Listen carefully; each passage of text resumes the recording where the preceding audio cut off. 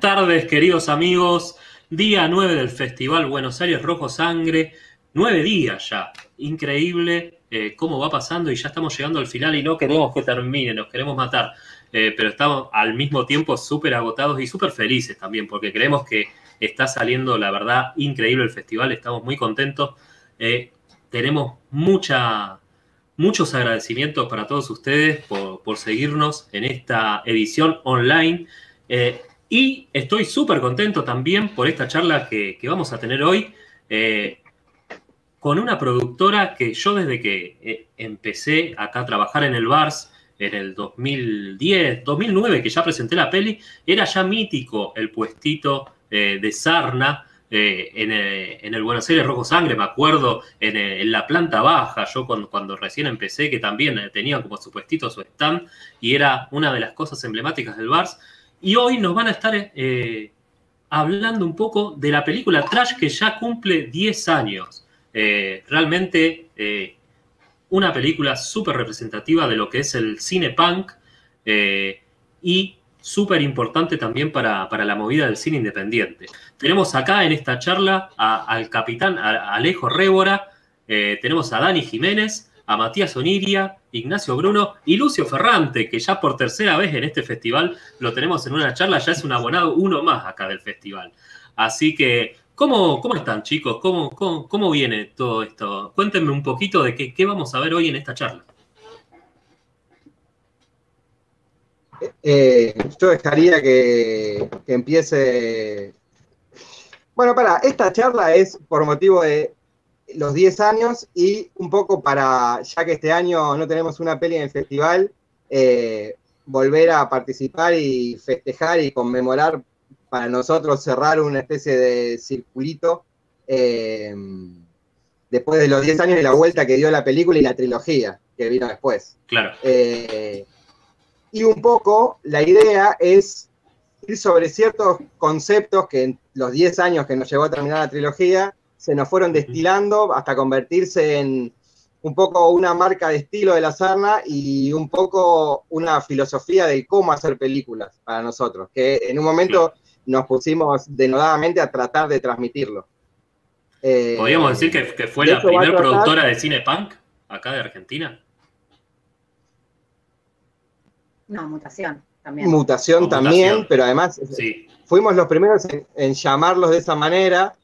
Y cuando nos encontramos los dos, ya le decíamos Cinepunk y era tipo, che, pero estábamos haciendo lo mismo. Bueno, y ahí nos hicimos muy amigos y de ahí nació SRN, la distribuidora, que era la que tenía el puestito durante 10 años, 2007, 2017.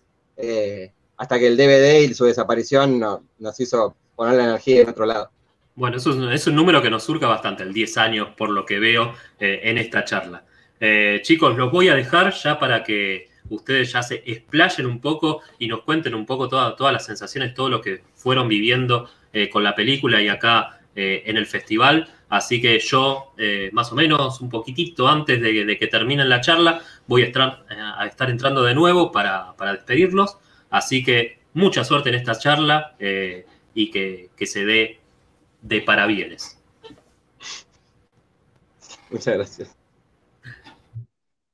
Bueno, gracias Sergio por toda la presentación y ahora sí los saludo formalmente, amigos. ¿Cómo están? Mati, Dani, Ale, Nacho, ahí del otro lado.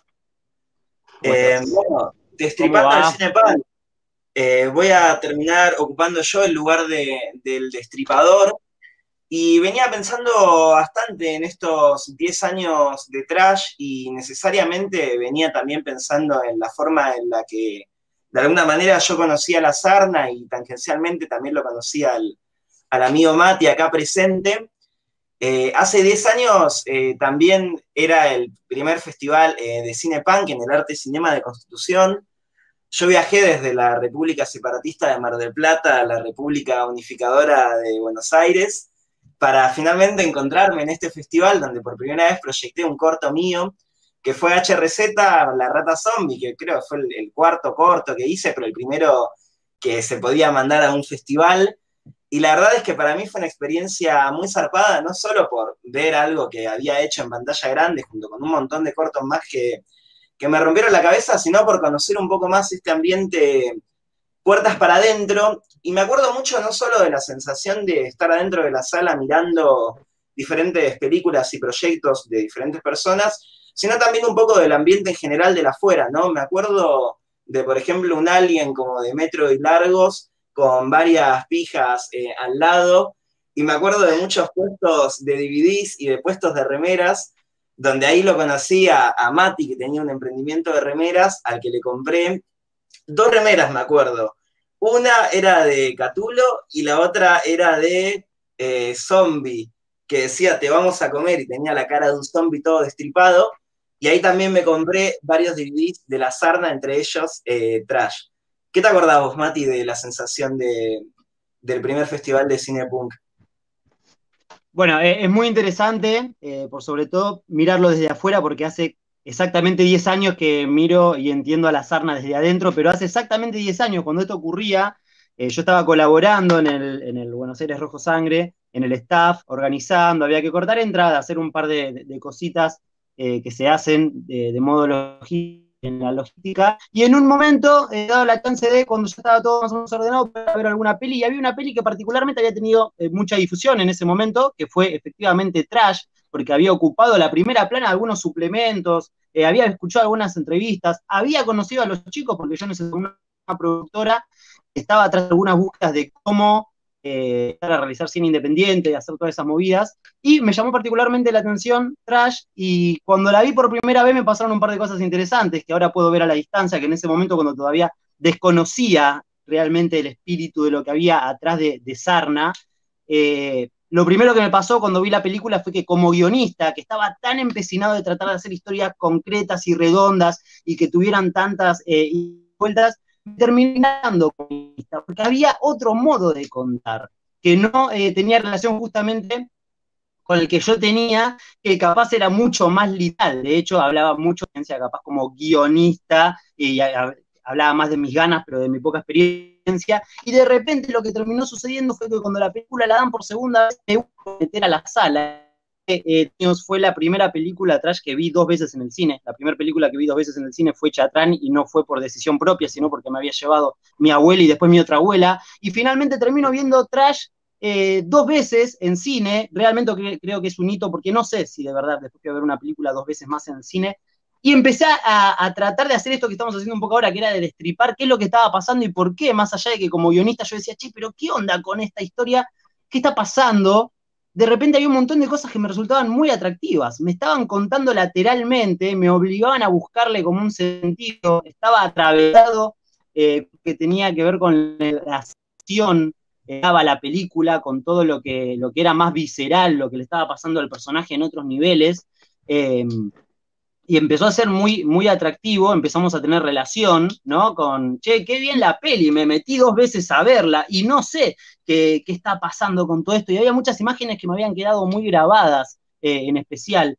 Lo que pasa de ahí adelante, como bien contabas vos, Lucio, es que yo seguí con mi emprendimiento en ese momento de remeras. Se hizo el festival que organizaron los chicos de La Sarna con el Festival Cinepunk en Constitución. Yo seguí con esto, pero a partir de se afianzó el hecho de Matías como guionista, y sin que me lo esperara, un tiempo después iba a terminar haciendo la continuación de esa película. En ese momento ni me lo imaginaba, pero iba a terminar escribiendo la 2, iba a terminar participando en la 3, iba a terminar generando un montón de vínculos dentro de La Sarna y a entender un montón de cómo funcionaba todo ese espíritu que había llevado adelante esta película, que para mí fue revolucionaria en ese momento, que en ese momento la vi tan desde afuera.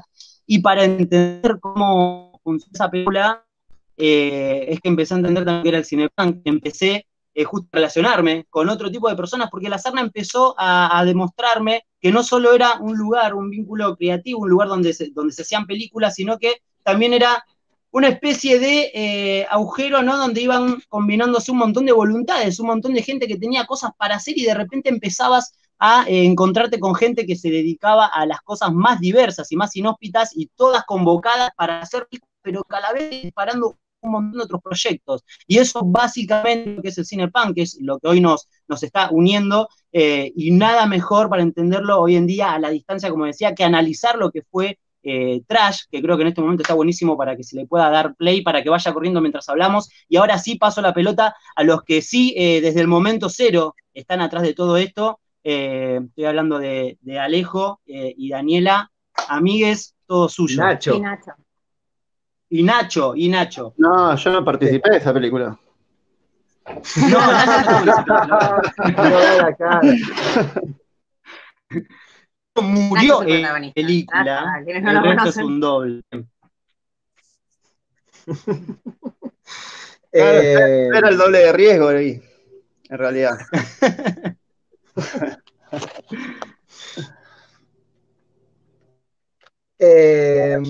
Bueno, que Nacho haya sido parte del motor de todo y además el director de fotografía y además el protagonista, habla de estas ganas de hacer pese a todo y hacer ahora y hacer con lo que tenemos más a mano y tratar de dar lo mejor posible. Y en el caso de Nacho en particular pasó una cosa que pasa a veces, o sea, no es tan raro, pero tampoco es tan común que suceda, que es que de repente de una persona que pones ahí y que la está pechugando para poder sacar adelante el asunto, hay una actora después, atrás de eso. Y entonces en el momento se va rompiendo esa cáscara y hay un actor ahí. Nacho, ponele, en el 2019 volvió para la tercera parte de la trilogía y ya como un actor hecho y derecho. Pero desde el principio componía un personaje, no sé si vos lo ves así, Igna, pero para mí, tipo, nada, o sea, ya habíamos estado jugando a actuar en corte, pero cuando hubo que ponerse una película al hombro, fue y lo hizo, y además le salió bien y pudo construir algo a raíz de eso. Pero a veces el hacer por hacer.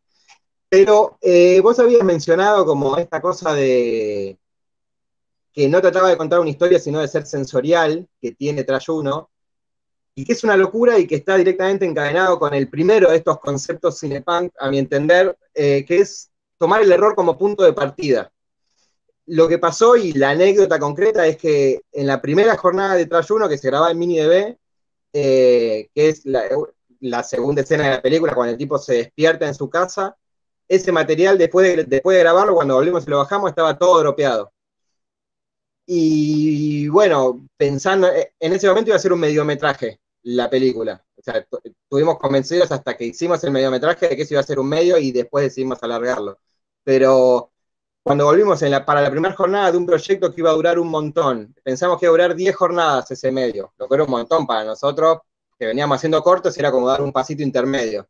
Tener dropeado de material la primera jornada es desmoralizante a full. Y eso nos fue pasando todo el tiempo. Y bueno, siempre adoptamos la política de, ante el error, en vez de encajetarse y hacerlo de vuelta o no sé, desmoralizarse ante eso, decir, bueno, así es como tiene que ser y construir desde ahí. En el caso concreto de Trash, lo que hicimos fue agarrar y a todo el material sacarle los drops, pero en planos, en el mismo plano, la agarramos y le sacamos, esta la editamos entre los dos, también con Nacho, así de mano a mano, todos lo construimos, era un equipo bastante chico. Sacamos todos los drops, y eso hizo que tuviera todo ese montaje tan entrecortado, y ahí aprovechamos el cambio de punto de vista para aprovechar todos esos cortes, pero quedó enervadísimo. Y fue, o sea, hasta ese momento la idea para ese mediometraje era que fuera normal, digamos, o una cosa así de plano, lo que veníamos de hacer en la vida, en la escuela, o sea, nos agarraba en ese momento, acababa de terminar la escuela de cine. Y de repente frente a eso fue, hey, pero pará, esto puede estar buenísimo, y el chabón está re en una, entonces esto representa su psiquis, pará, vamos por ahí. Y ese fue el punto de partida para, bueno, todo lo demás. Pero bueno, así de concreto es, me parece. Después, un montón más de veces se nos fue presentando eso, el inconveniente, y era, bueno, está bien, no vamos a frenar por esto. Poné el pie ahí para dar un paso más arriba, ¿viste? O más, para otro lado, o sea, deja que sea permeable la realidad de la historia. Sí, esa siempre fue una de las cosas que a mí más me llamaba la atención y me gustaba de Trash, en general de la trilogía de Trash, pero bueno, ya de la 1 en particular, ver cómo la historia de lo que le pasaba al tipo por adentro, que estaba todo el día re loco y re drogado y tenía que correr por la calle, y aparte de un paranoico bárbaro, estaba también contado desde el montaje. Entonces, la forma de montar la película era también el mismo protagonista, o sea, el protagonista no solo me parece que es Nach en este caso, sino el montaje en sí mismo, y me llama mucho la atención cómo esto simplemente apareció a partir de un error. Ahora, vos decías recién, Ale, como que Trash iba a ser la primera película de Sarna y ustedes venían de hacer cortos, pero es una apuesta bastante zarpada para mí a la hora de hacer una película. No es una peli que sucede toda en un solo espacio con dos personas hablando. Es una película que pasan varias cosas y de una forma bastante enardecida. ¿Eso fue algo así planteado de entrada, es decir, jugársela? Sí, creo que sí. Igual al principio también era un proyecto que íbamos a encarar con Mutación. Eso era un proyecto de coproducción, Mutación Sarna, y entonces también iba a ser un poco más fácil porque era nuestro equipo más el de ellos. Y medio que a último momento el equipo de Marcelo Leiza le empezó a decir que bueno, que no estaban con tanto tiempo para hacerla, y Marcelo se copó a participar igual, por eso fue el productor asociado de la peli, y aparte fue uno de los camarógrafos durante toda la peli 1 y en algunas jornadas de la 2. Y nada, entonces después medio que lo fuimos llevando también como... Claro, como que se fue haciendo más grande sobre la marcha. Se fue haciendo más grande sobre la marcha porque salía bien y porque al final no era tan grande en sí, porque era un tipo corriendo por la calle, o sea, había muchas cosas, pero no había muchos personajes.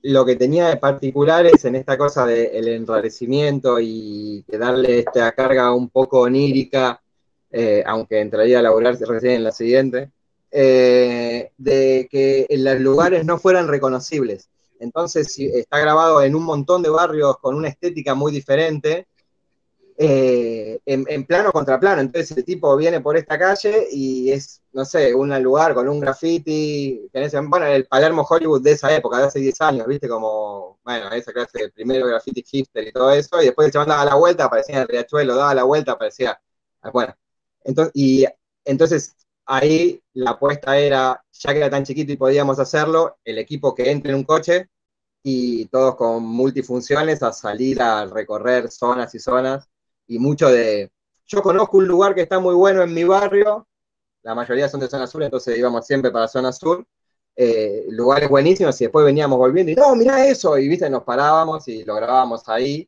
y con esa... Y de hecho, se agrandó después de la mitad, porque cuando la terminamos, cuando creíamos que terminamos ese mediometraje, estaba toda esa parte, que era la que nos había resultado más fácil, y se puso un poco más difícil terminarla, como agregarle todo lo otro. Sí, sí. Como más personajes, sí, más complejos. Hay algo de esto, ¿no? De que Trash 1 tiene toda la impronta de grabar un corto, pero desde todos lados. Es como veníamos con ese concepto de hacer cortos siempre. Y los veníamos haciendo también nosotros tres, en su mayoría. Que nos reuníamos una tarde a grabar una gilada de 1 minuto y los sacábamos. Y veníamos con esa actividad así, viste, como bien seguida en esa. Y yo creo que toda la producción Trash 1, o Trash en ese momento nada más, tiene esa producción de hacer un corto, que después se nos vino encima un montón de rodajes que no calculábamos, que después era más grande de lo que pensábamos, pero siempre a grabar con esa idea de estar grabando un corto, de bueno, vamos a sacarlo, ¿cuántas jornadas tenemos? 10, bueno, metámosla en un mes. Y de repente eran 35 y las metíamos también en un mes porque estábamos igual con eso Trash fueron 10 o 15. Bueno, no sé, pero eran ahora estoy revisando mucho material, pues estuvimos subiendo unos videos y no sé qué, y me refresqué que lo original, como el esqueleto del mediometraje, que cuando terminamos de hacer, rompimos la caja azul que el chabón tiene durante toda la historia festejando, y todas las cápsulas. Era tipo, hicimos la última escena de esto, que ya está, lo terminamos, rompimos la caja a la mierda, y después era, ¿qué vamos a hacer con un medio? Y no, un medio que no hay circuito para un medio, y si tuviésemos un largo, y de esto dura 50 minutos, es un toque, habría que agregarle 25 minutos, dura 68 ahí. Y nada, era, bueno, y entonces, en ese momento, cuando estábamos por decidir hacer que esto no sea un medio, dijimos, bueno, hagamos una trilogía, directo, 3 películas, sin saber que, bueno, esa película la terminamos en ese mismo año, pero después la trilogía completa nos llevaría otros 10, o sea, el resto de esa década. Pero a ese punto, o sea, esto lo quería decir porque a ese punto de convencidos de que era un medio. Después tuvimos el problema de conseguir esa caja, no había ni un resquicio de decir, capaz hacemos otra cosa con esto. No, fue tipo... Total, o sea, toda la cuestión de lo que es imprevisible siempre está totalmente presente acá. Yo te quería preguntar como cuál era la relación de la sarna en general frente a este tipo de obstáculos que van apareciendo. O sea, ¿la sarna los va a buscar de forma decidida o simplemente el obstáculo aparece y es ver cómo mierda se hace para sortearlo y hacer algo con esto? Hay una cosa, nada, que es medio también de nuestro manifiesto, no sé si fue queriendo, sin querer, bueno, supongo que fue queriendo, porque al final sucedió de esa manera, que fue siempre tratar de complicarse las cosas, desde nosotros mismos. Y después nada, la dificultad de que siempre produjimos sin presupuesto, entonces están esas dificultades, pero además nosotros nunca decidimos hacer una cosa que ya nos hubiera salido antes o que fuera más simple. Nada, pudiendo hacer una película dijimos hacer 3, pudiendo, no sé, tipo cuando, el ejemplo que pongo siempre es cuando decidimos hacer Crónica del Esfínter, que transcurre bajo la lluvia. ¿Y por qué mierda? Porque que está buenísimo, y metimos la cámara bajo el agua, y hoy, si tuviera que hacer una escena de lluvia, me parece que la haría de esa manera también. Esa era de esa época que decía Nacho, de que grabábamos uno atrás del otro y hacíamos un montón y como que practicábamos todo el tiempo. Hay un montón de autoimpuesto en la complicación. Después editar eso fue un parto. Y después encima nos tomamos el trabajo de contarlo, ¿te acordás, Ignacio? Y nos dejábamos cartitas entre nosotros porque hacíamos, al último momento ya hacíamos como unos doble turnos tremendos, donde estábamos editando y haciendo de color al mismo tiempo y nos dejábamos, teníamos como unas planillas donde hacíamos crucecitas de las cosas ya estaban listas y iban quedando ahí, y después estábamos contando los planos por escenas. Tiene 3.000 planos en 68 minutos. Y esas cosas, ¿entendés? Tipo, ¿quién te manda a contarlo? Va a llevar 2 días contar 3.000 planos. Digo, ¿para qué? Bueno, nada, ahí está, las complicaciones, ¿viste? ¿Por qué no? No, y después todo lo mal parido que estuvo ese proyecto como desde Premiere directamente. Que se rompía. Cagado, terminamos laburando en 3 proyectos. Sí, fue un parto esa edición. Pero estuvo...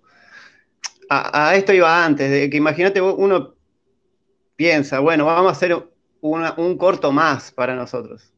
Y de repente, bueno, che, actualo vos, porque estamos siempre en esta, más allá del chiste de Alejo de que soy buen actor, estamos siempre en esa. No era un chiste, boludo. Ya sé, pero no me lo voy a creer nunca. Y de repente, bueno, yo pensaba actuar un corto y de repente vamos a hacer 7 jornadas de estar corriendo por toda la ciudad. Ya mis piernitas no me daban más. No, es como que encima, te ibas encontrando también con esas cosas, como, bueno, todo esto es... Tampoco lo podíamos pedir a otra persona eso. O sea, también que seas Sí. vos, partió de que no le podemos pedir a alguien que haga esto gratis, sin conocernos, porque sin saber hacia dónde iba, qué iba a pasar. Sí. Entonces era bueno, tiene que ser Nacho, no le podemos hacer todo esto que teníamos pensado hacerte a otra persona. Sí, es cierto eso. Encontrar a Con los alguien... años fuimos ganando confianza y se someterlo lo a fuimos eso. pidiendo a desconocidos. Pero No, y para encima, qué bueno, porque también... grabar cagando, grabar vergas, veníamos de todo eso, o sea, la confianza era máxima, veníamos de vivir juntos, era como que ¿no? Como que Claro, todo el tiempo estábamos en una, ya veníamos de grabar muertos. como que por suerte fui yo porque pudimos también llevarlo a esos lugares, sin molestar a alguien concretamente. Exacto. O sea, de repente que te acaben muchas pijas en la cara, en el medio de la calle, está todo Cagado bueno de frío en una visualmente, bañera. pero bueno, ni hablar desnudo en la bañadera al final, pero claro, es como llevarlo a esos lugares a un X no hubiese estado bueno. Por eso es verdad. Para que Che, ¿y cómo fue él, Nacho, del laburo? pará, acá me gustaría hacer un paréntesis, perdón, voy a hacer un paréntesis porque mencionamos esto de la bañadera, porque se acuerdan de la escena, a mí me gustaría aclarar que Nacho nunca se depiló los huevos. Y en un momento, claro, era importante aclararlo, porque eso fue un pedido que él hice expresamente. Esa confianza había, ¿entendés? A mí siempre me dio mucha más, como se ve medio desprotegido, medio bebé, ¿viste? O sea, sin pelos en el pito. Entonces, para estar ahí con todos los órganos robados y bueno, dio la casualidad de que era invierno, habíamos poca agua y se cagaba de frío, entonces tiembla de verdad, y esas son las cosas que sumadas, o sea, que suceden sin querer, pero sumadas suman mucho, ¿viste? Como eso. Qué buena onda. Nacho, ¿vos querés decir algo de toda esta última escena en la bañera? No particularmente. De ahí nace el se depila los huevos el que no del Facebook. Que yo quería aclarar a toda costa que no me depilaba los huevos. Terminé haciendo como una cuenta de Facebook que me salió mal porque quise poner, viste que antes vos ponías nombre y apellido y las páginas te lo daban vuelta y te ponían apellido y nombre. Y yo pensaba que Facebook me iba a hacer lo mismo. Y no, ahí ya las redes sociales estaban más generosas y más buena onda con la gente, entonces te ponía al derecho. Y yo puse como apellido, o sea, como que quise poner la frase para que se lea bien, el que no se depila los huevos. Y claro, como Facebook me lo dio vuelta, quedó como, se depila los huevos el que no. Y ese fue como mi nombre de Facebook un rato. Qué bien. Y de ahí en más se los depiló siempre. Y de ahí ya está, ahora una prolijidad tengo. Hablando de huevos, yo quería hablar de pijas, y algo que me gusta mucho de la Trash 1 es ese racimo de pijas que aparece y le acaban en la cara a Nacho. Y esto de alguna manera tiene mucho que ver con algo que a mí siempre me gustó de las Trash en general, pero de la 1 en particular, que es toda la relación que hay con el tema del espacio. Vos ya dijiste recién, Ale, como que la idea era montar la peli en todos diferentes lugares de la ciudad para que parezca como que el tipo está re desorientado, que haya lugares comunes pero parezcan como muy enrarecidos por todo el tema de la droga. Y lo que le quería preguntar en particular era cómo fue toda esta relación con el espacio en la peli y cómo fue filmar una peli tan sacada en vía pública, básicamente. Éramos más jóvenes y creíamos que no iba a pasar nada. No pasó nada, pero éramos un equipo muy chiquito, lucíamos muy inexpertos, teníamos una cámara de video que no íbamos con un despliegue muy grande a la calle. Y bueno, nada, hacíamos un montón de cosas en la calle, pero siempre estábamos muy poquito en cada lugar, como nos íbamos al auto y nos íbamos a otro lado. No lo hacíamos así en plan secuencia, pero... Todo prestado, menos la cámara. Todo prestado, tipo el auto de mi papá, la bicicleta de un amigo, el portabicicleta de una amiga de mi mamá. Y también estaba... Habíamos Enzo FX, Oscar el sonidista, Enzo que manejaba además, porque necesitamos ahorrar lugar, Nacho. Y porque era el único que sabía manejar. Muchos años fue el único que sabía manejar. Era mecánico aparte, y después Nacho, porque era, bueno, el protagonista, y después Alejo y yo, como que, bueno, de equipo más chiquito. Y en esa época estábamos la verdad que no tuvimos problemas con esto.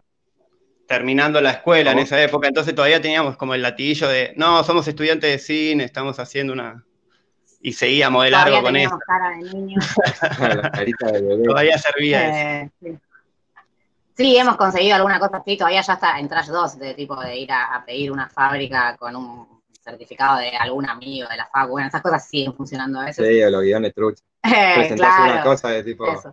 Es pero una charla. En esa época como que ni nos preocupábamos por eso. Ahora tipo lo pensamos mucho más, quizás, o con más pelis y cosas encima. Nos vamos volviendo viejos, eso es. Sí. Viejos irresponsables, quizás. Y después hay una cosa que es re estructural de Trash 1, no tanto de ninguna de las otras dos, que es la completa interrelación de la cámara con el entorno por el simple hecho de estar ahí a la pesca.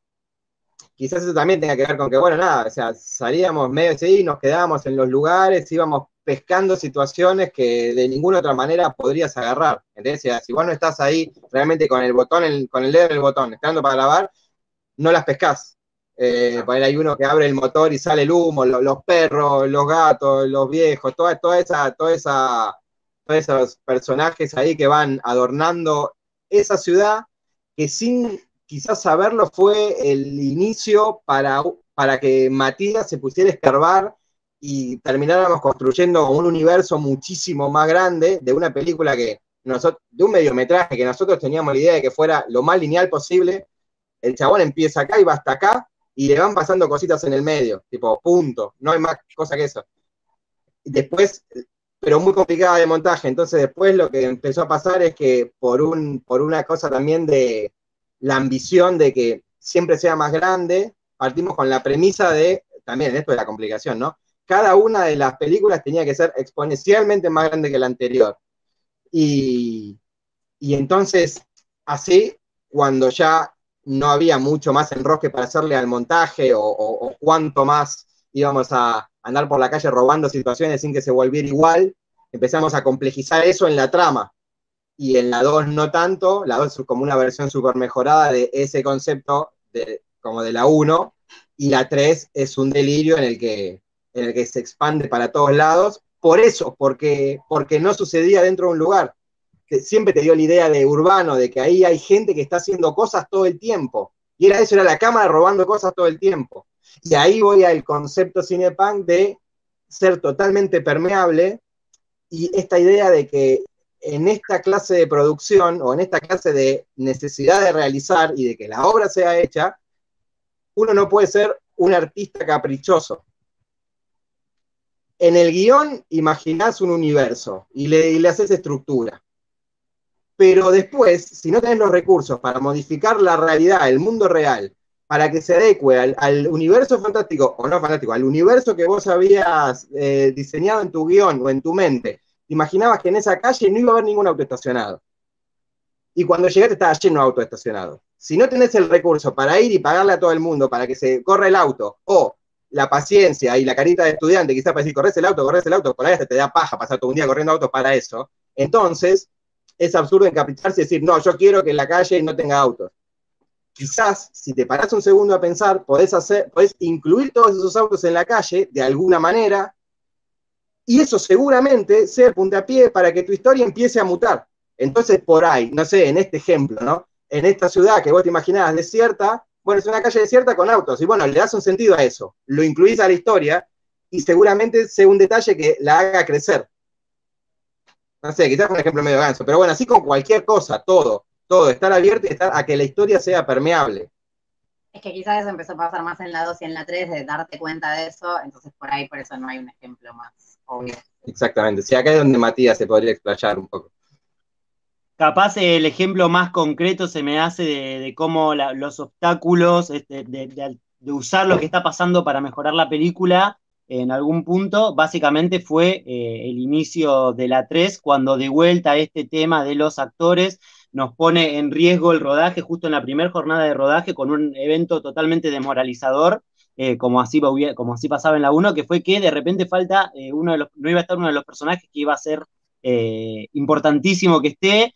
Se empezaron a complicar ciertas cosas respecto y de pronto le cambiamos la cara al personaje, básicamente. Hicimos que un personaje cambiara su rostro. Y básicamente un personaje que entendíamos que psicológicamente tenía que ser un tipo muy peleado consigo mismo, muy enojado, muy de que todos lo boludean porque nunca termina de mostrarse como es un tipo que está medio pisoteado. Todos queríamos definir ese perfil. Y de repente, sin querer, cuando tuvimos que ponerle otro rostro a esa persona y tuvimos que inventar que se había la cara, nos sirvió muchísimo para justamente definir eso que estábamos diciendo. Cómo identificar y cómo definir mejor a una persona que no se acepta a sí misma, que se termina cambiando la cara. No se nos había ocurrido desde el guión, no está en nuestros. Sin embargo, cuando lo hicimos y lo llevamos a cabo, pareció una idea excelente. Digo, orgullosos de poder contarla así, porque realmente quedó buenísimo que el tipo se haya cambiado la cara. Bueno, no se nos había ocurrido. Sí te línea una línea de cómo que no fuera el personaje. Y de ese obstáculo, no a una resolución y siempre siendo orgánico, queríamos contar, terminó bien para algo superador, muy superador, que creo que eso también es de los pilares, que más allá de siempre adaptar a la realidad, el gran desafío por sobre todo es jamás ir en detrimento del producto y ser consciente de cuál es el beneficio final para el producto o la calidad del producto, porque es lo que nos pone finalmente en poder mirarnos a los ojos y decir, bueno, no estamos así, tirando tiempo así porque sí, ¿no? Porque en definitiva decís, hay adrenalina, siempre termina pasando en los rodajes con la sarna por lo pronto, donde hay un momento de adrenalina muy fuerte donde te tenés que mirar a los ojos con el otro y darte cuenta hasta dónde tenés que elaborar una idea para no meterte en un bache de decir, bueno, porque por acá también se puede salvar, pero capaz que por acá es una cagada lo que terminó logrando. Y obvio que vamos a ir hasta el fondo por acá, pero no es por acá. Hay que seguir pensando un poco más, y un momento de adrenalina donde se aprieta y se llega a ese lugar. Decís, el camino que se acaba de abrir ahí que no sabíamos, y ahí acelerás y está buenísimo. Eso por un lado. Por lo otro, que como espectador me había pasado en la 1, es verdad que la 1 tiene como una antropología urbana que está buenísima, que de hecho quedó toda esta cuestión del graffiti, muchas cosas de la ciudad que después de 10 años cambiaron sutilmente, pero cambiaron, y hoy en día ves la peli y tiene como pequeños restos de una ciudad que ya no existe, pero muy bien documentada en ese sentido, que me parece que está buenísimo. Después se siguió haciendo, ¿no? Como contaban, esta cosa de la permeabilidad, para mí hay un ejemplo que para mí fue uno de los que terminó definiendo mi modo de entender la parte del laburo Cinepunk y el laburo Sarna, que fue que presentando, creo que Trash 2 en un festival de Mar del Plata, medio también de la mano por Luz, menos había hecho un par de contactos y puntas para allá, para allá. Estábamos terminando de escribir cosas de la 3, y de repente nos encontramos con que habíamos querido hacer una pelea de pandillas, etcétera. Mar del Plata, que tristemente está tan llena de fascistas, nos brindó un montón de graffiti, donde había un montón de luchas de pandillas, donde estaba lleno todo, ¿no? De básicas nazis, se tachaban, que de repente se insultaban a diferentes pandillas. Algo que pudimos absorber de la realidad y dijimos, uy, mirá qué bien cómo nos pintó esta lucha de pandillas que nosotros queríamos definir. Pensábamos que hasta ahí iba nuestra relación con la realidad que se dejaba permear, pensábamos que hasta ahí llegaba, y de repente nos pasaba que en esa semana habíamos estado hablando de los diferentes grupos de pandillas que íbamos a incluir en la 3, porque en la 1 había habido punkis, en los 2 había skin, y en la 3 dijimos, bueno, en la 3 va a haber punkis, skin, vergano, femininjas, y entre todo el grupo sublime de pandillas que había estaban los visivioladores. Y resulta que nos hablábamos, ¿no? Nos preguntábamos, bueno, primero arrancaba como un chiste desde el nombre, nos parecía un nombre interesante para una pandilla, nos imaginábamos la estética, nos imaginábamos cómo se veía, ya más o menos teníamos.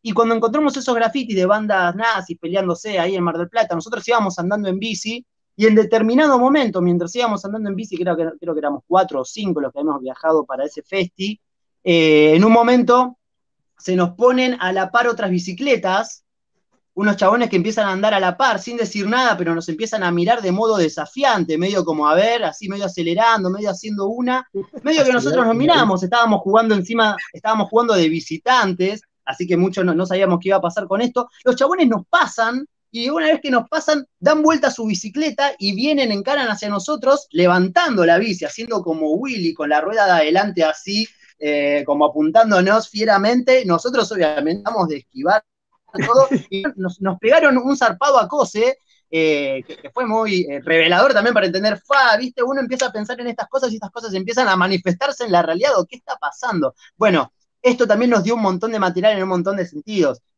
También es anecdótico y es fuerte cuando nosotros en la 3 estábamos, habíamos fundado la religión del sagrado aborto y terminamos pensando que habíamos dado vuelta ya el chiste de que la realidad a veces es tan bizarra y tan tonta con algunas cosas, y nos vamos a redoblar la apuesta desde la ficción, y de repente volviendo de una de las jornadas de rodaje, donde habían puesto especial énfasis en la religión del sagrado aborto, nos vamos con este feto gigante con el que se manifestaron los hace unos cuantos años, con este feto gigante que iba paseándose ahí por en medio y tal, dejando en ridículo casi toda nuestra visión ridícula de la realidad, que quedaba echada por tierra y no era nada a comparación de esa ridiculez que acabábamos de ver, y la realidad se seguía superando y nos venía el desafío de tratar de ser, obviamente, superadores con eso, ¿no? A veces te la pone difícil. Pero creo que esta permeabilidad que hablaba Ale tiene que ver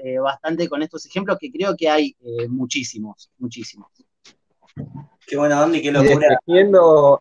Y destejiendo lo del principio, ese chabón que faltó y por eso le cambiamos la cara a ese personaje nació cuando decidimos alargar de medio a largo. Teníamos que hablar de estos 25 minutos y ya habíamos hecho 10 jornadas para el medio, y al final terminó siendo una película de 15, o sea, hicimos 5 jornadas más, y entre ellas una secuencia donde el chabón se escapa y pasa por una cocina de merca, y solo para agregarle más situación a eso, que es como un plano secuencia, medio así Michael Mann, que el chabón se baja por la terraza, da la vuelta por la escalera, entra, se toma un saque metiendo la cara en el lugar donde están produciendo la falopa, y después cuando sale se choca con un chabón, que cuando le pega se cae al piso un montón de billetes, o sea que estaba yendo a comprar, y se va. Y después, o sea, y punto, eso era para rellenar ese plano de secuencia. Después el chabón sigue corriendo y le pasan otras cosas y después se engancha con el final que ya teníamos grabado de antes. A partir de ahí, ese personaje de El Tranza terminó teniendo 2 escenas con diálogo y todo en la 2 y construyendo un destino para llegar a prácticamente ser uno de los 4 protagonistas que tiene la 3. Eso también, viste, surgió de la extrema azarosidad de haber metido, y esa persona era el productor de Mutación en ese momento. Y no era una mano, era que todo el equipo eran los que estaban actuando en esa escena. Qué locura cómo todo se va como retroalimentando y cómo de alguna manera todas estas ideas se van como redefiniendo a partir de lo que va pasando.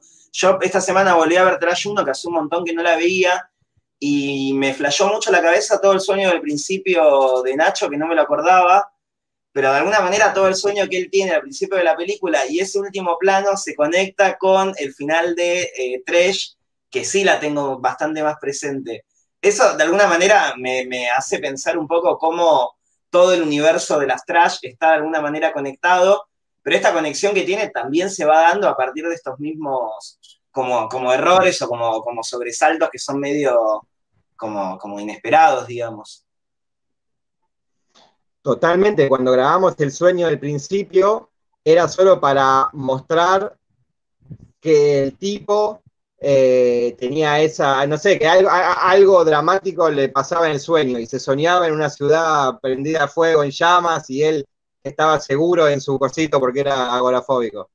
Y después terminó tomando un sentido teológico, espiritual, que casi sin querer, como que incluso con Mati lo terminamos de conectar con el sueño mucho después de haber escrito todo el final de la 3, donde, bueno, no sé, va medio por ese lado y el chabón generando un apocalipsis de alguna manera, y de repente decís, loco, te das cuenta que antes de los créditos de la 1 estábamos hablando de esto sin darnos cuenta y llegamos acá casi sin querer. O sea, es como Gatrachele manifestándose a través de nuestra pluma. Yo quiero... tenía que la metáfora que va a definir, ya está, la metáfora que va a definir ahora en más la trilogía. Gatrachel expresándose en la pluma. Creo que a nivel estructura, a mí lo que siempre me resultó muy interesante, de vuelta en este juego de tratar de ponerme de qué me pasó cuando veía la 1 como simple espectador, el tema de la caja me enloquecía. Miraba la 1 una vez y otra vez, bueno, 2 veces en cine, y después la seguí viendo, y las veces que la vi, porque después ya coincidíamos en lugares, había proyecciones de Trash, etcétera, estaba mucho en la caja. Ya había tenido diálogos, capaz con Alejo, con el guionista en ese momento, de Trash también, y yo quería encontrarle más sentido, y ya me habían explicado hasta dónde había sentido en la caja y hasta dónde no. Y para mí me había encaprichado en que, sí, tiene que haber algo más y no me lo están diciendo. Después tuve la revancha de poder agarrar e incluir fragmentos de caja y empezar a resignificar la caja en el resto de las películas. Y es verdad que hay escenas... Se resignifica así como, ¿no? Una supernave. Pero todo empieza, bueno, y en la 2 es Ana L. también en una caja, todo empezó a ser atravesado por esta caja. Pero es verdad que otras cosas las empezamos. No, pero parece que hablar con la cajita que llevaba el chabón. Siempre hay cajas, es la caja que rompimos. Aparte en la 1 estaba todo el tema cuando le sacaba la caja, que era como mi caja, y la agarraba y se iba, que era como un chiste boludo, pero efectivo. Ese no, fue bueno. Claro. A mí me sorprendía, me volvía loco el tema de él saliendo de una caja, ¿viste? Y en ese cuando aparece de arriba, adentro de la caja. Me parecía muy interesante, y es verdad que después, cuando empezamos a tratar de darle sentido a algunas cosas y otras cosas no, solo era ampliar el universo, después releyendo empezamos a darnos cuenta que había un montón de sentido, que en esos sueños esos sueños que buscaban definir a Anzio en la 1, terminaron siendo premonitorios, hablaban de una profundidad de personaje, de vuelta, que estaba buenísimo, y creo que fue muy intuitivo. Llevamos a Anzio hacia un lugar, y después destejimos nosotros cómo fue que llegamos hasta ahí, y encontramos lugares interesantes en los que desenvolvernos con el personaje. Eso también es muy interesante porque un poco que nos daba la pauta de dejarlo, viste, como que ir dejando que las cosas sucedieran con los personajes y después cuando releíamos, encontrar y potenciar. Siempre fue también la relectura,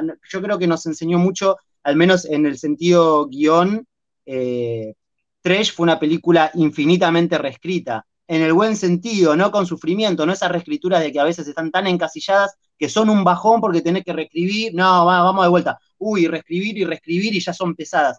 Tuvo una reescritura muy lúdica, muy creativa y creo que para promediando la mitad de rodaje ya asumíamos que íbamos a reescribir constantemente en el buen sentido, en el desafío, en el hecho como decía, de siempre estar en un momento, atravesar un momento de mucha adrenalina, de decir, bueno, acá se puede llegar a definir si el rodaje de la próxima escena va a ser como habíamos escrito o si ya te está cambiando todo.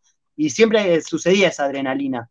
Y me parece que en ese sentido eso también empezó a definir un poco el carácter que tiene el cine punk con lo que es el guión. Esta permeabilidad, ¿no? Donde capaz también la estructura más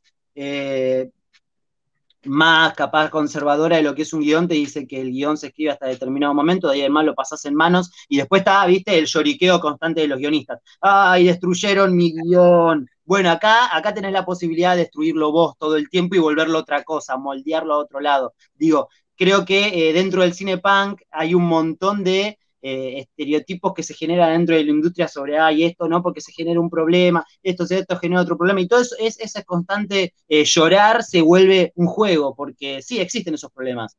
No es mentira que existen esos problemas, no es mentira que a la hora de rodar un guión se te puede poner patas arriba, no, sí, puede pasar. Ahora, están los dos caminos, el de ponerse a lamentar y empezar a sacar el menos peor producto, o decir, bueno, a partir de ahora todavía no se terminó nada. Las cosas cada vez están iniciándose hasta que, bueno, terminamos con un guión que realmente incluso se terminó de escribir en montaje, porque después en el montaje nos dimos cuenta que todavía podíamos seguir jugando. Totalmente. Sí, agregamos partes gigantes de la 3, como las pandillas. Pero bueno, todo eso está linkeado a el concepto de hacer películas sin esperar en el intento. ¿Viste? Mejor aprender haciendo que esperar a tener todo aprendido para largarte a hacer. Eso a nosotros, por lo menos en nuestra experiencia, nos funcionó bárbaro, porque la hicimos con las imperfecciones que cada corto, y siempre igual lo mostramos con esta idea de contagiar el virus de la sarna, que no es un virus, es un bichito. Pero contagiar esta idea del hacer, de estas ganas de estar acá y de charlar al respecto para tratar de contagiar. Claro, de contagiar y de compartir el sentimiento lindo que es hacer una película, o bueno, en este caso sí, terminarla, y las cosas que va trayendo. Si bien esto estaba pensado como una trilogía, pudimos hacerlo mucho más grande porque la mostramos, porque contamos, porque hicimos que los rodajes estuvieran buenos, y eso se logra solamente con respeto y como con unidad con el equipo. Películas que existen porque sí y debiendo solo a los amigos. Construir una cadena de favores, construir todo el tiempo relación con las personas en un ida y vuelta, que va a hacer que el producto de todos sea mejor al final. Así fue como pudimos, en esto de idea también de hacer exponencialmente cada una de las pelis. La 1 fue una película que la hicimos en 15 jornadas entre 30 personas. La 2, y un año de rodaje. La 2 fueron 90 personas y 30 jornadas de rodaje en 2 años. Y la 3 fueron 200 personas y 35, o sea, no muchas más, 35 jornadas de rodaje, 38, bueno, casi 40, en 3 años. Siempre proyectos más grandes que influyeron más tiempo y influyeron mucho más favores con sus ida y vuelta. Por eso, y a dónde quería llegar con esto, es que está esta cosa de hacer sin esperar, pero sin embargo, en el camino y mientras íbamos creciendo y todo a nuestro alrededor, en nuestras vidas y en el mundo se va modificando, tuvimos que empezar a consensuar en bajarle un poco a la ansiedad y en que para que las cosas salgan bien, también por hacerlo ya, o sea, si estás seguro de que no te vas a quedar, pero le vas a dedicar mucho tiempo a esto, te va a salir mejor, bueno, quizás en un momento está bueno tomar esa decisión de decir, bueno, siento que ya no estoy practicando, yo esto ya lo hice, ya hice la 1 de esta manera, ya hice la 2 de esta manera, bueno, para la 3, ponele, hubo una escena en particular, que fue esta escena de la super batalla del final, donde para una jornada de rodaje tuvimos 3 meses de preproducción. Bueno, porque era una brutísima escena y sí, construimos a mano cada uno de esos vestuarios y todo era 8 cámaras, el dron, 2 unidades de sonido, como una cosa gigantesca. Si lo hubiésemos dicho, bueno, no, grabamos el sábado sí o sí con los que vengan, iba a ser una pelea de 6. Ya hicimos cosas con 6, ya hicimos cosas con 30 y teníamos que hacer cosas con 200. Bueno, ahí es donde empezás a pensar, o sea, che, bueno, acá estoy perdiendo el impulso y quizás que no, o sea, quizás le estás dando, viste, potencia al asunto desde lo técnico, que es algo que también para poner en la balanza siempre, ¿no? Acá Juan Elvis Pereira en el chat manda un abrazo para todos, dice, las experiencias de rodaje con la Sarna fueron lo más, esto es todo así lo que está contando Alejo. Un abrazo a Elvis. Qué grande. Elvis protagoniza uno de esos cortos que dijo Nacho, en el que el rodaje éramos nosotros 3, Nacho, Elvis y yo. Así. Acá un montón de gente está escribiendo igual, dice, por ejemplo, Diego Domínguez, las escenas post-crédito habla de Trash 1, es decir, los huevos depilados de Nacho acá presente, fueron geniales. Caballero Colo dice, hacer para aprender sobre la marcha, aprender, corregir y seguir. Me parece muy peor lo que está diciendo acá, porque eso básicamente es uno de los motores de la Sarna. Aprender sobre la marcha, cada aprendizaje, corregirlo y ponerlo a tope con el próximo. Ya sea en el cine o en otras disciplinas, como que lo llevamos hacia todos lados, ¿no? Como fue todo el año pasado que hicimos toda la gira Cinepunk, que fue más o menos como llevar este concepto por ahí, dando talleres, por Brasil, por Uruguay, y por acá, por Argentina. Y un poco también, digo, eso no lo habíamos hecho nunca y lo hicimos aprendiendo en el camino, como encarar esos proyectos. Incluso ahora, post trilogía, que estamos tratando de tener finalmente algún proyecto industrial ahí entre manos a nuestro cargo, y también lo estamos aprendiendo sobre la marcha, y viste, nos estamos dando la cabeza contra la pared hace varios años, y aprendiendo a hacer pitching, y yendo a los mercados a sentarte con mesas, a tratar de convencerle de algo que a vos te apasiona a alguien que realmente le chupa las 2 bolas, y vos tenés que estar ahí, tipo, y realmente lo vamos aprendiendo de a poquito, y es como, seguimos en esta cosa de plantearnos desafíos y de aprender a los tumbos, ¿viste? ¿Y cómo podría ser ese diálogo entre el cine punk y el cine industrial? O sea, ¿podría existir un diálogo o son como 2 universos que no se pueden tocar entre sí? Te lo contamos en un par de años. Vamos. No, en eso estamos, qué sé yo, se supone que sí, tenemos ganas de que sí y estamos convencidos de que se puede. Yo tengo súper ganas, sí, estoy bastante convencido de que se puede. Toda la práctica que adquirimos, tiene que haber una forma de traspasarla. Que aparte la práctica la siguen poniendo todo el tiempo en escena, como por ejemplo con la serie que hicieron ahora en cuarentena o tales, como el manifiesto se pone en práctica como todo el tiempo con la Sarna, eso es algo que a mí me parece muy zarpado. Sí, eso fue algo que hicimos porque sí, para pasar la cuarentena y porque habíamos hecho el corto anterior que medio que no podíamos mostrar. No, lo podíamos mostrar por cosas buenas, no por cosas malas. Tipo, estábamos conformes y como lo metieron dentro de una película, medio que no lo podíamos mostrar más. Y hicimos la serie porque sí. Sí, decidimos hacer la serie para darle bola a las redes, que es otra cosa que también nunca nos salió muy bien. Están todas las redes ahí, si alguien se quiere meter. Pero nada, nunca fue una prioridad tampoco, ¿viste? Es algo que también intentamos aprender y medio que no sale. Pero nada, me parece que siempre, en cualquier ámbito, está bueno esto de buscarse la forma de tener un desafío.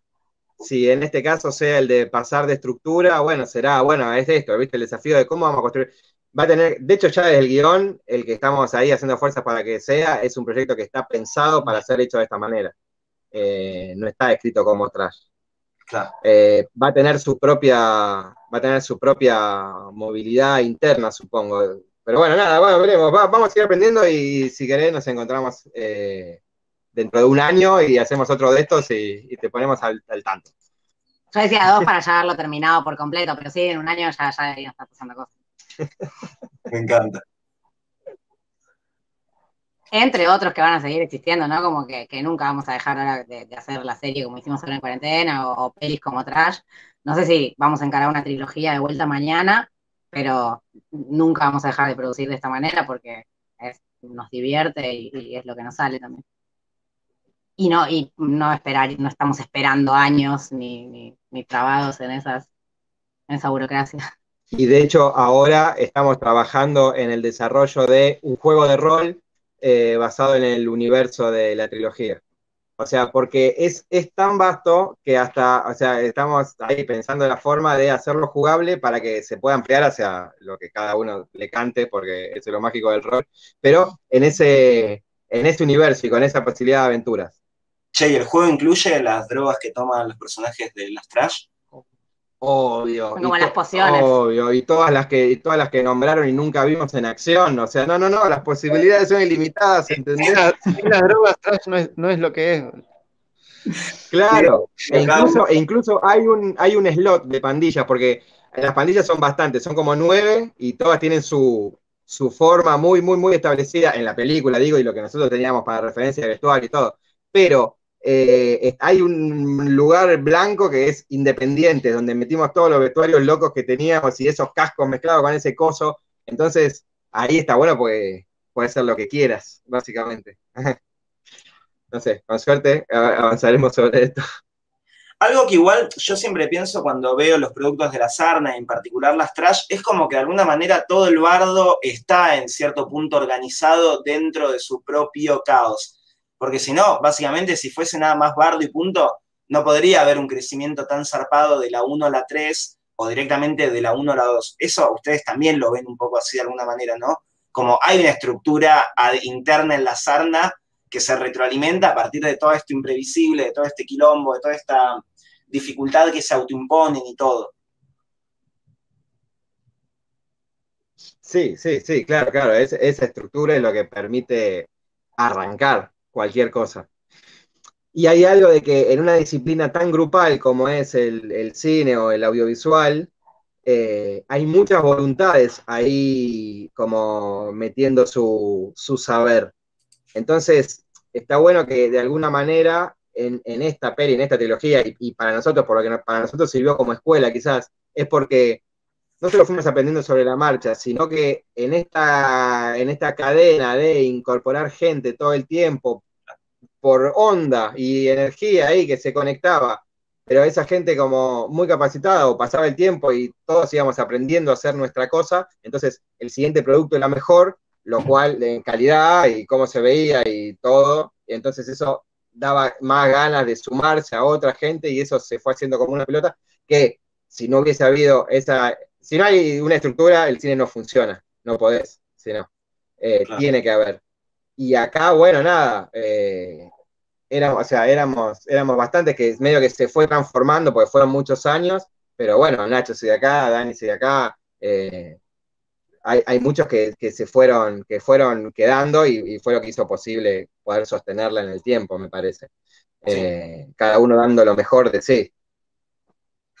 Acá Mutación creo también dice... que... Perdón. No, acá Mutación comenta en el chat, la manito para abajo es de Mutación, dice. Ah, mirá, es verdad, lo estoy viendo. ¿Qué estabas por decir, Macho? Que iba a decir que me parece que también la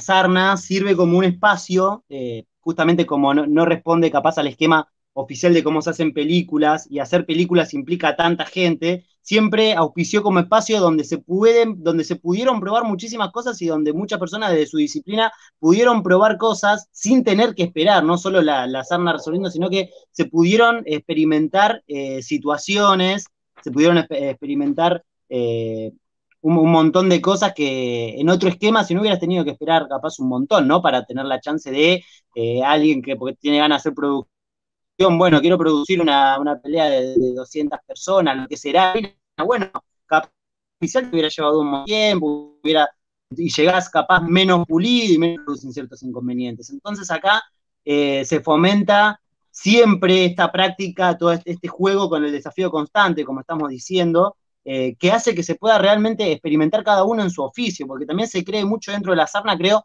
en ese crecimiento personal. Hay como una visión de que siempre se trata de acompañar al otro y cómo el otro va mejorando, y hay como un cariño interno muy fuerte de ver cómo al otro en su ámbito está subiendo algunos escalones, lo que nos da todo, ¿no? De repente decir, mirá, el que estaba haciendo sonido ahora está haciendo la música de otra cosa y está haciendo otro, y te pone también en perspectiva de eso, de cómo, dónde está parado uno, cómo los otros van avanzando con sus quehaceres y con su oficio, y siempre creo que unifica que la sarna es ese lugar, es ese espacio donde muchas veces se pudieron llevar a cabo cosas que realmente hubieran sido muy difíciles en otros palos, que también por eso vuelvo a experiencia personal, como guionista es muy difícil capaz poder laburar ciertos aspectos del guión y toparte con ciertos momentos del rodaje y el guión y cómo se traspasa y con qué y cómo relacionás eso.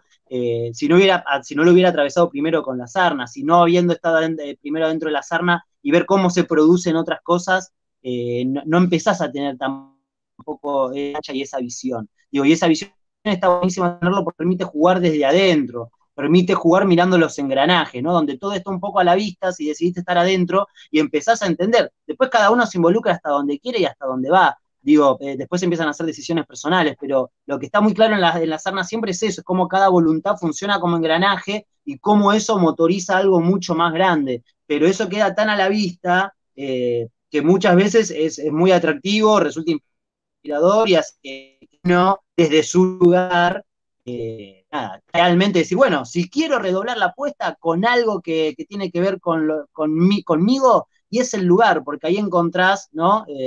Esta cosa de pandilla de la que tanto nos regocijamos, que me parece que está buenísimo, que tanto nos atrae a nosotros por eso, digo, porque encontrás un lugar de respeto real, donde realmente podés volcar tus inquietudes en tu ámbito y encontrar cómo se puede retroalimentar y cómo eso se puede volver parte de algo tan grande, que básicamente es el cine funciona sin ir más lejos, pero capaz funciona de modo más hostil, frívolo, sistemáticamente como debiera ser en el esquema más industrial, y digo, y atravesarlo así, nada, te da esa particularidad que es tan atractiva, al menos para todos nosotros. Y de esa manera quizás es como terminamos, después de hacer la trilogía, con ganas de contar que la habíamos terminado y que nos habían pasado un montón de cosas buenas gracias a ella y que, no sé, tipo todas las cosas copadas que tiene alrededor y que se generaron gracias a que existe.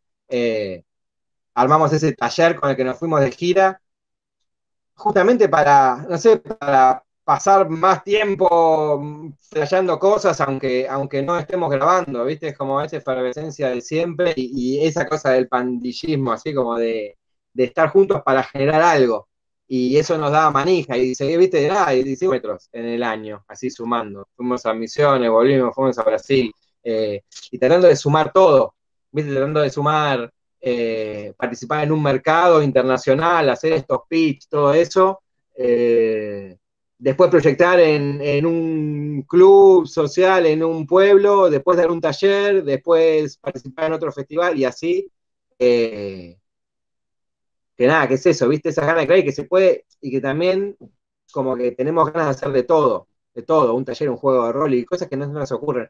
Entonces, quizás de esa manera, en la 1 éramos lo que éramos siempre, pero después, ya para la 3 entró un montón de gente nueva que muchas se quedó haciendo otras cosas después con nosotros y se va ampliando hacia lugares que por ahí uno no esperaba, ¿entendés? Como que de repente, no sé, ponerle el caso de Javi, que lo tengo acá.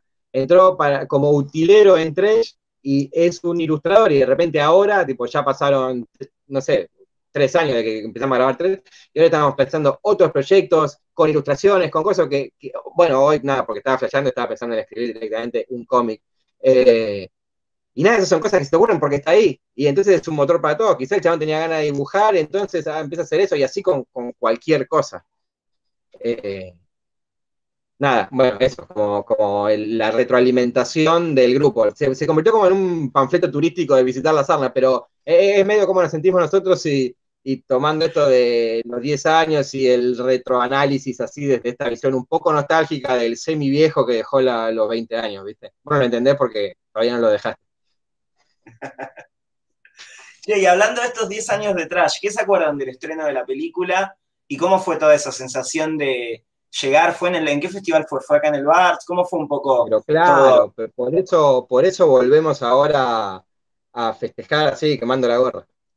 Qué bueno.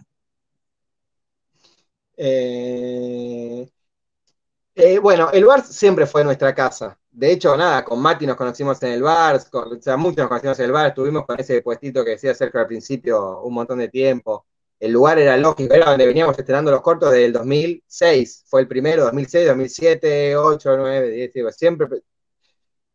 Y tuvo mucha movida de prensa. No sé si Elvis en ese... Sí, Elvis ya estaba involucrado. Elvis fue nuestro agente de prensa durante casi todas las cosas importantes, siempre las hace Elvis. Las que no son importantes no tienen agente de prensa. Claramente. No, es que lo hacemos nosotros. Sí. Pero digo, alguien que tuviera el rol, o sea, Elvis es un gran agente de prensa, no sé si ahora está trabajando de eso, pero si no, ahí. Esta es la bolsa de trabajo de la Sarna también. Visite la Sarna. Tuvo campaña de prensa, entonces eso, había tenido como repercusión, notas, el suplemento que decía Matías hace un rato era la tapa de espectáculo de página 12, como re flashero, como todo, y reventaba la sala. 2 funciones que eran reventando, fue muy emocionante, tipo ver, viste, así la sala explotada y esta vez fuiste vos, viste, como que fuiste a ver un montón de películas reventadas, más en el festival, pero como así ser responsable de eso, alucinante. Y después, bueno, ganamos el premio del público, que era Mejor Película Iberoamericana. Claro, que en ese momento no tenía jurado la sección. Ah, claro, era solo por público. Y nada, muy flashero, como que pasaban cosas recopadas, ¿no? Porque además, si bien ya teníamos, en los títulos de la 1 ya anuncia la 2, y en los títulos de la 2 ya anuncia la 3, eso iba a ser una trilogía. Es un mimo súper grande y es un incentivo también mega copado, ¿no? Como que de repente, o sea, la prensa funciona un montón, te ponen la imagen por ahí, viste, ya te empezás a sentir, y después la sala revienta y decís, uy, la puta madre que hice, y después, bueno, ganás el premio del público y decís, bueno, no estaba tan mal, viste. Y ahí pasó como el primero de esos hitos, el primero así como para la carrera de crecimiento de la trilogía, que fue que por ese momento me parece que Loretti había dicho Diablo, creo. O no sé si sí. Ya le dice, pero bueno, puso en su Facebook, yo no lo conocía, Nicanor. Elvis te enteraste de eso también. Ah, ¿sí? Elvis nos lo dijo. Elvis siempre es el link, claro, ni hablar. Y Nicanor había puesto un comentario en Facebook, así, un comentario súper halagador. Tipo, bueno, no me acuerdo, pero bueno, qué buena película, o esto es viste, como el cine. Esto es lo que necesita el cine nacional, una gilada, sí. Algo así. Flashamos, viste. Entonces, en el siguiente Rojo Sangre, 2011, me acerco a Nicanor y le digo, che, o sea, ya que te gustó tanto la 1, ¿por qué no nos ayudás para la 2?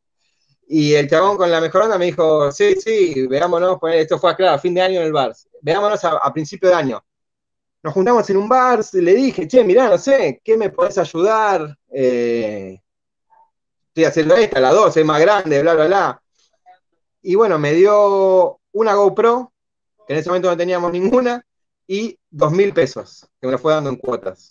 2.000 pesos de los 9.000 pesos que salió la película. O sea, era un porcentaje bastante grande. Así que la 2 pasó a estar como con productores asociados, Leguiza, igual que la 1, y Nicanor Loretti. Y ahí, o sea, más importante que el aporte monetario, que igual fue un porcentaje bastante grande, eso nos abrió un montón de puertas después por gente que ya lo conocía, como cuando Quentin Tarantino, y mirá qué analogía que te estoy poniendo, Nicanor, produce cosas así, ¿viste? Entonces nada, le mete ficha a Eli Roth porque Quentin Tarantino, bueno, un poquito así llegamos a Fantaspoa y así se fue agrandando toda la movida.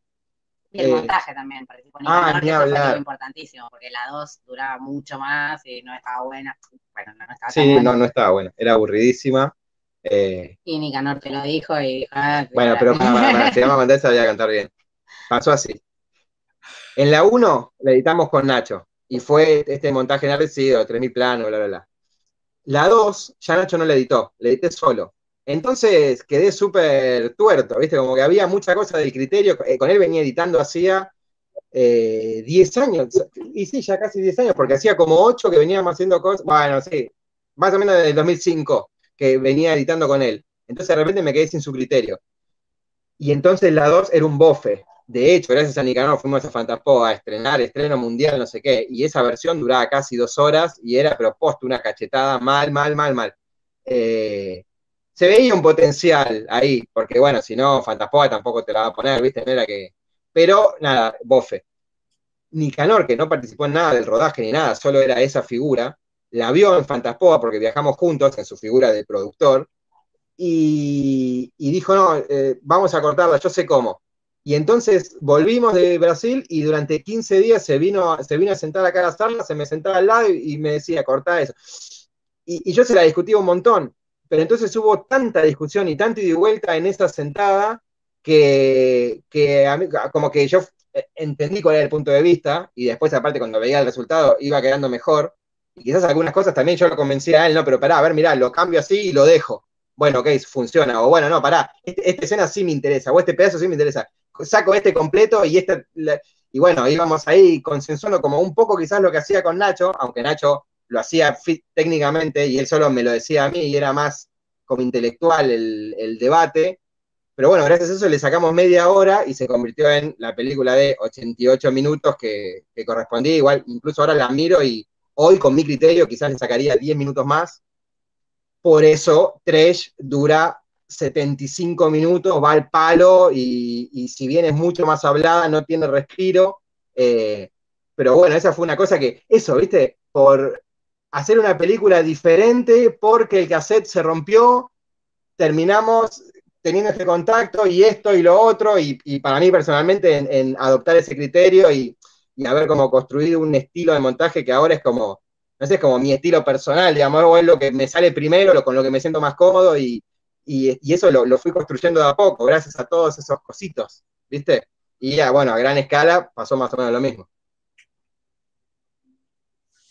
Buenísimo. Y ya como para ya ir cerrando, porque ya vamos a empezar a estar en hora, lo último que yo les quería preguntar es si de alguna manera el taller de cine punk aplicado que vienen haciendo desde hace un par de años es de alguna manera como el resultado de todos estos años de idas y vueltas, experimentación, ganar nuevos aliados, ir sobre la marcha y todo esto de lo que venimos charlando.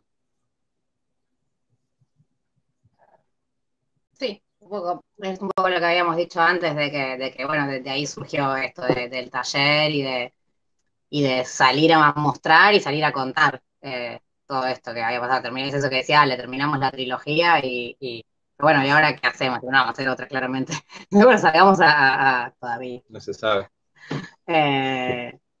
Salgamos a compartir la experiencia. Y sobre todo a inyectar las ganas. ¿Viste? Estaría buenísimo claro. estaría buenísimo que todo el mundo esté diciendo esto, o que esto sea una obviedad. Estaría buenísimo que esto sea una obviedad.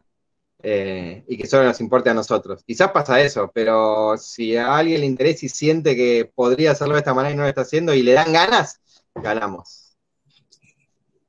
Y además continúa con el espíritu esto, ¿no? Del contagio masivo de las cosas. Desde el momento cero en la producción que tiene la Sarna, creo que es esencial estar enamorado de algún modo de la idea, sabiendo de la permeabilidad que va a tener y de cómo va a ir mutando, pero sabiendo que hay un enamoramiento en eso.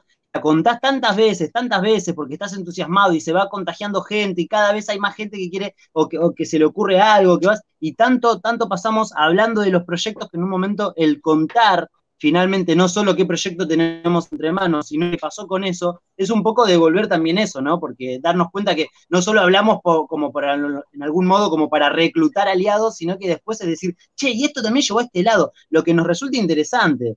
A veces no significa que haya un montón de conclusiones sacadas, sino que hay una experiencia vivida que está buena compartirla en ese sentido, porque vemos que tiene ida y vuelta. Entonces medio como que había un nobleza obliga que nos gustaba muchísimo, que era, ahora lo contamos todo esto que pasó, ya que rompimos tanto las pelotas con que esta era la primera trilogía de cine punk del mundo, y tanto fue eso que para agarrar y terminar haciendo esto que nos encantó. Bueno, ahora también contemos finalmente cómo fue que pudimos ir completando cada casillita de esa aventura, y creo que eso está buenísimo porque, bueno, tiene que ver con esto, que decía al principio, el contagio.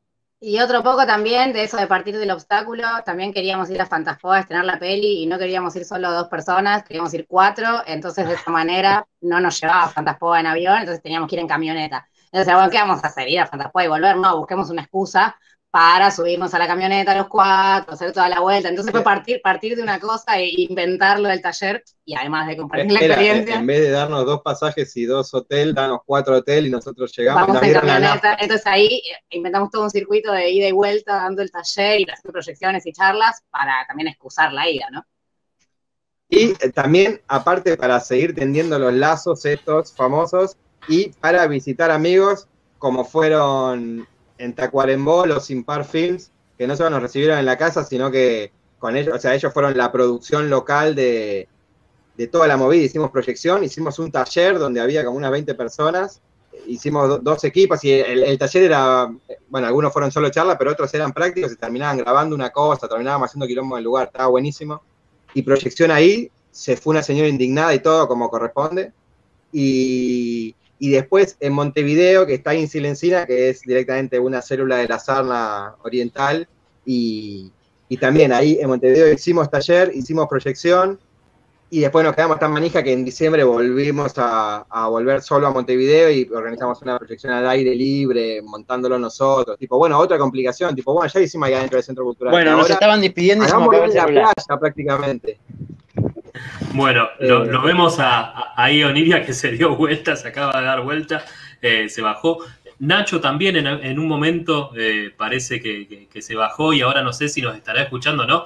Ahí sí, me parece que le anda. Los estuve escuchando. Toqué algo del celular y me fui un toque, pero... Uy, ok. Bueno, les quería agradecer, la verdad que la charla estuvo genial y muy nostálgica también, ¿no? Dentro de esto, lo que fueron los 10 años de Trash. Yo personalmente quiero decir que estoy muy contento porque tuve un cameo en la 2, así que también me siento un poquito, unos segunditos parte también de la trilogía. Así que les quería agradecer por estar siempre al lado del Festival del Rojo Sangre, como estamos todos nosotros también, ¿no? Creo que el festival es algo que nos une a todos y del que salen muchos proyectos, la verdad.